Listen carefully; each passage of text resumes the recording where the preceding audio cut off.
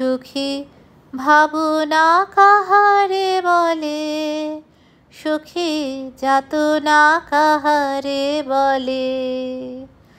তোমরা যে বলো দিবস রজনী ভালোবাসা ভালোবাসা, সুখী ভালোবাসা কারে কয়, সে কি কেবলি যাতনাময়। নমস্কার, রবিপক্ষে সবাইকে মধুস কিচেন বিএনজিতে সাদর আমন্ত্রণ। আজকে ঠাকুরবাড়ির রান্নার বই পূর্ণিমা ঠাকুরের বই থেকে দেখাবো বেগুনের কোরমা।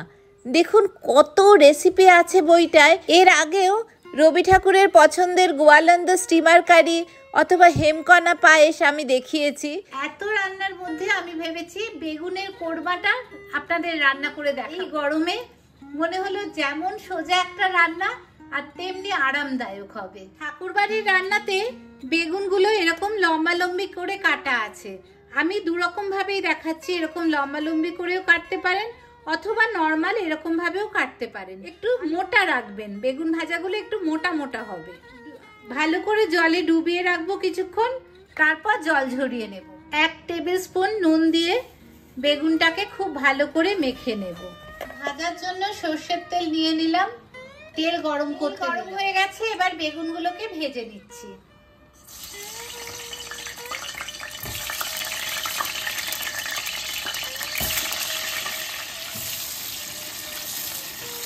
মোটামুটি ভাজা হয়ে গেছে, এবার তুলে নিচ্ছি, তেল ঝরিয়ে তুলে নিচ্ছি।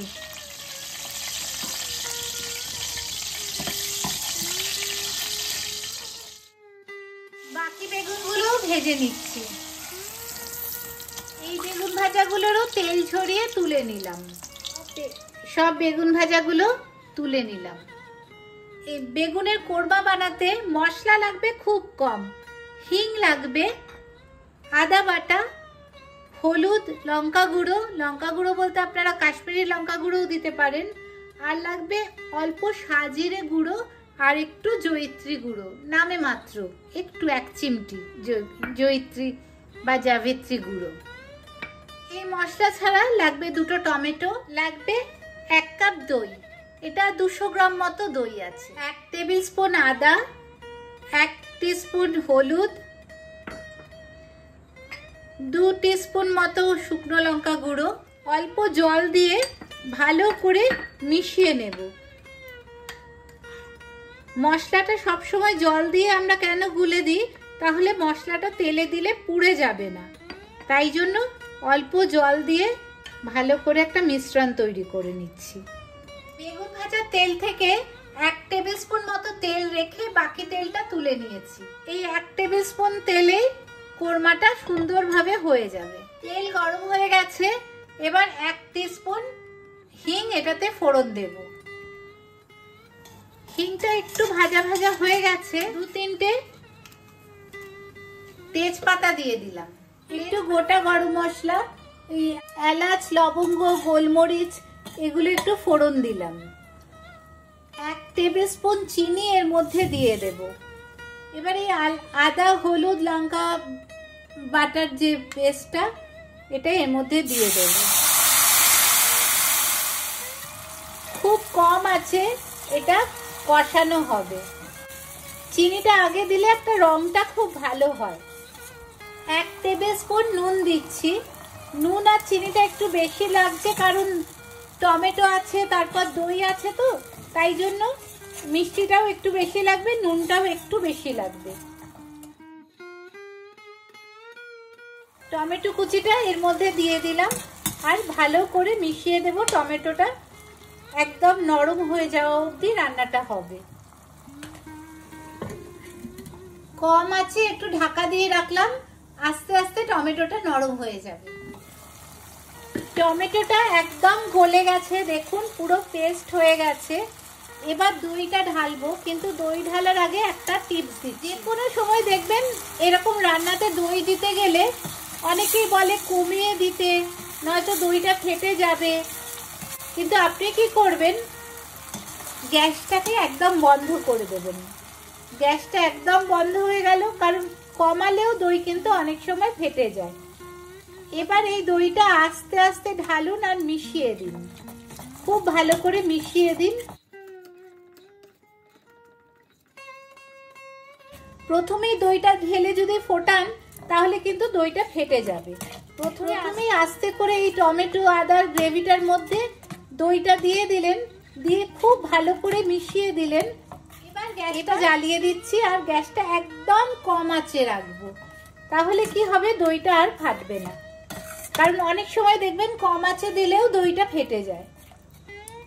এইবারে দইটা আস্তে আস্তে তৈরি হবে, ফুটবে, খুব ভালো করে ফুটবে। গ্যাসটা বাড়াবেন না, খুব কম আছে, আস্তে আস্তে এই দইটা ফুটে তৈরি হবে। একটু ঢাকা দিয়ে দিতে পারেন, তাহলেও তাড়াতাড়ি হয়ে যাবে। খুব কম আছে রান্নাটা হচ্ছে, দেখুন ওপরে তেল ভেসে উঠেছে, আর একটু রান্নাটা হবে। এই সময় একবার টেস্ট করে দেখুন, যেহেতু দই আর টমেটো দুটো দেওয়া হয়েছে, একটু টক টক লাগতে পারে, তাহলে আরেকটু চিনি দিয়ে দেবেন। 1 টিস্পুন চিনি দিলাম।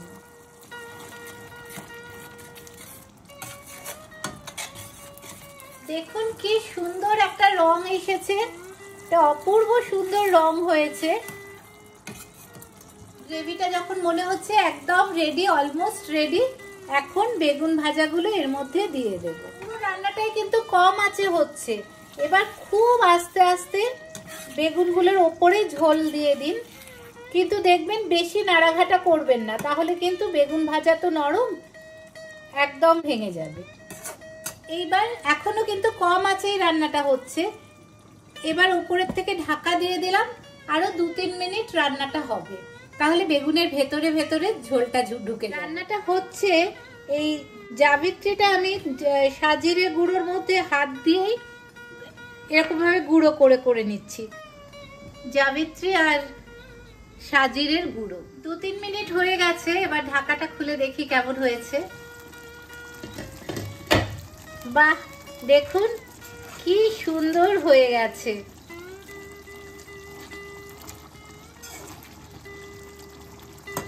এই না হলে ঠাকুর বাড়ির রান্না। এবার ওপর থেকে 1 টিস্পুন সাজিরে গুঁড়ো আর 1 চিমটে জাবিত্রি একসাথে গুঁড়ো করা আছে, এটা এর ওপর ছড়িয়ে দেব। দেখুন তৈরি হয়ে গেল ঠাকুর বাড়ির বিখ্যাত বেগুনের কোরমা। ব্যাস, রান্না কমপ্লিট। গ্যাসটা অফ করে দিই। এই সময় একটু ঢাকা দিয়ে রাখছি 1 মিনিট মতো, তাহলে সাজিরে আর জাবিত্রির গন্ধটা পুরো ভালো করে ছড়িয়ে যাবে। দেখুন বেগুনগুলো খুব নরম হয়ে গেছে, কিন্তু ভাঙেনি, এত সুন্দর হয়েছে। এটা ভাত দিয়ে, রুটি দিয়ে, নান দিয়ে, পোলাও দিয়ে, যে কোনো কিছু দিয়ে খেতে পারেন। তৈরি হয়ে গেল ঠাকুর বাড়ির বিখ্যাত বেগুনের কোরমা।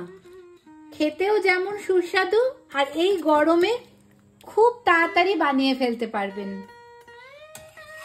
দেখুন কি ভালো হয়েছে ঠাকুর বাড়ির বিখ্যাত রান্না বেগুনের কোরমা। ভালো লাগলে মাদার্স কিচেন বিএনজি কে সাবস্ক্রাইব করবেন, সাথে অল বাটনটা ক্লিক করে দেবেন, তাহলে সবাই মিলে আমরা রান্নাটা দেখতে পারবো। আর একটু শেয়ার করে দেবেন, তাহলে সবাই এই গরমে খুব তাড়াতাড়ি একটা রান্না বানাতে পারবো।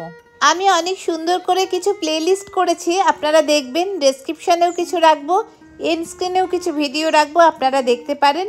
ভালো থাকবেন সবাই। Thank you.